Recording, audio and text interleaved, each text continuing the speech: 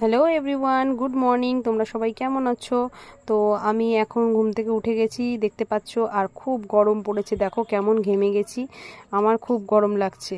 তো এখন আমি তোমার দাদা ভাইয়ের জন্য একটু টিফিন করব, আর ও অফিস যাবে, তো ওর টিফিন নিয়ে যাবে আর খেয়েও যাবে। আর আমি একটু অসুস্থ, তোমরা তো হয়তো দেখতে বুঝতে পারছো, আমার খুব শরীরটা কদিন ধরেই খারাপ। চলো আমি কি রান্না করছি তোমাদের দেখাই।